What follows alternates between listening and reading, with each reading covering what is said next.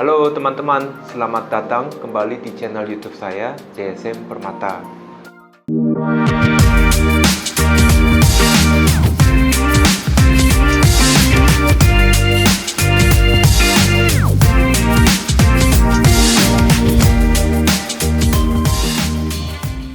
Di video sebelumnya, saya sharing soal orang Korea yang tinggal di Indonesia. Kalau di video ini, saya ingin sharing mengenai orang Indonesia yang tinggal di Korea. Semoga sharing kali ini bisa jadi topik menarik untuk teman-teman yang ada rencana untuk sekolah, kerja, atau tinggal di Korea. Menurut data Kementerian Kehakiman Korea, per Desember 2021, ada sekitar 30.000 orang WNI yang tinggal di Indonesia. Sekitar 60% adalah pekerja, 25% adalah pelajar, dan 10% adalah penduduk tetap, dan 5% sisanya adalah penduduk ilegal. Data ini kurang pasti apakah akurat atau tidak, karena saya pernah baca di sumber lain yang bilangnya penduduk ilegal persentasenya lebih tinggi dari 5%. Tapi kali ini saya ingin bahas mengenai pekerja WNI yang tinggal di Korea atau yang kita biasa sebut tenaga kerja Indonesia atau TKI.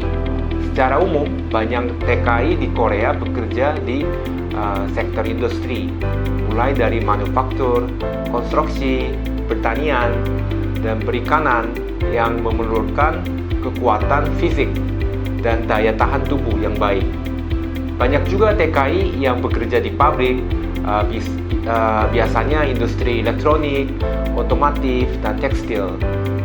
Banyak juga perusahaan Korea yang mempekerjakan TKI untuk sektor pelayanan ataupun yang memiliki kemampuan teknikal seperti teknik mesin atau teknik informatika, dan juga TKI yang memiliki kemampuan berbahasa Korea yang baik.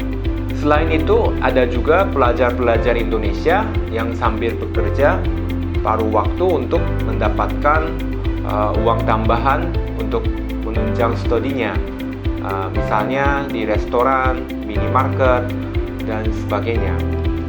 Lantas, kenapa perusahaan Korea banyak yang mempekerjakan TKI?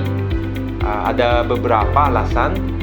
Yang pertama yaitu adanya kekurangan tenaga kerja di Korea, misalnya di sektor manufaktur atau konstruksi yang perlu kekuatan fisik yang baik.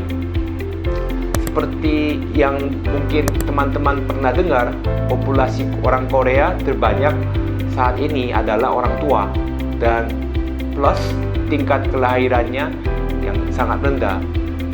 Ditambah lagi, anak muda Korea saat ini kebanyakan sudah tidak begitu tertarik bekerja di bidang yang keras untuk fisik seperti orang-orang zaman dulu, dan lebih tertarik bekerja di tempat yang lebih nyaman seperti di kafe atau minimarket. Mungkin di lain kesempatan saya akan coba sharing juga mengenai tren sosial ini, karena sepertinya cukup menarik dan bisa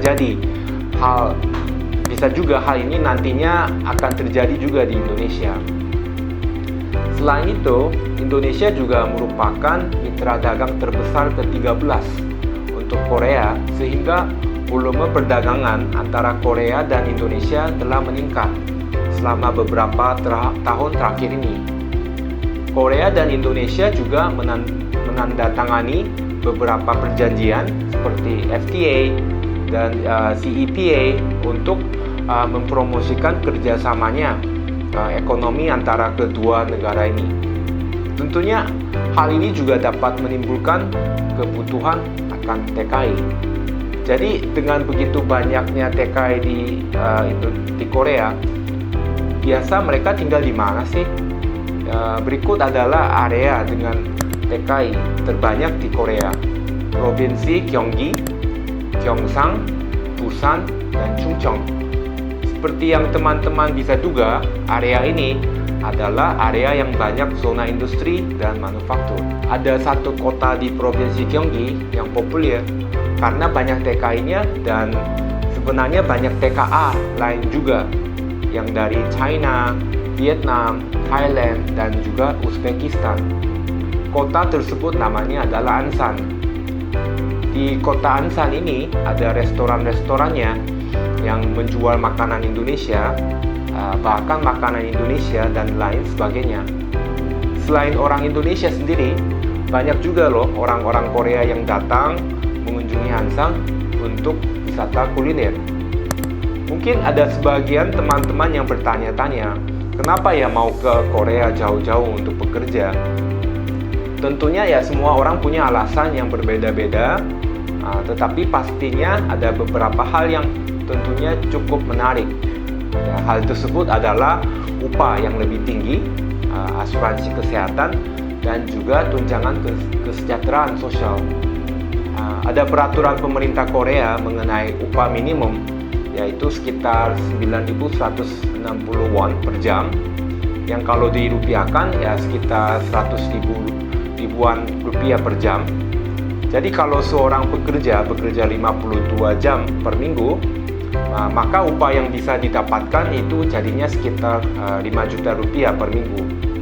Selain itu, kalau bekerja di pabrik, terkadang juga ada keuntungan seperti mendapatkan tempat tinggal di mes atau mendapatkan makanan.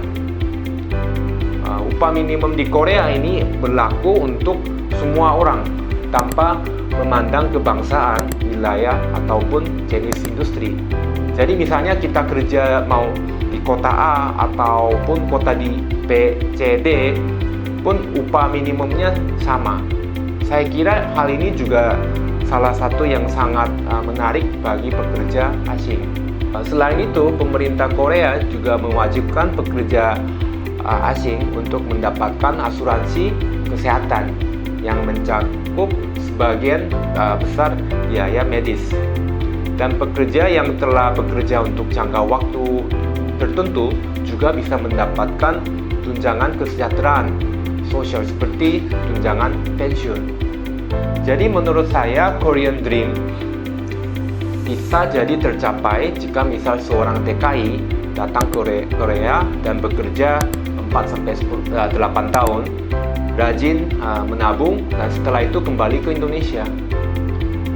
Saat bepergian ke Jawa, saya pernah bertemu dengan beberapa orang Indonesia yang sebelumnya pernah bekerja di Korea selama 8 tahun, kembali ke Indonesia, kemudian membangun rumah dan dijadikan kos yang dapat menghasilkan pendapatan pasif. Saya kira itu hal yang sangat bagus. Oke deh, sementara itu dulu ya sharingan saya kali ini. Kalau teman-teman sendiri ingin ke Korea karena ada alasan apa, coba komen di bawah ini ya. Seperti biasa, jangan lupa klik subscribe.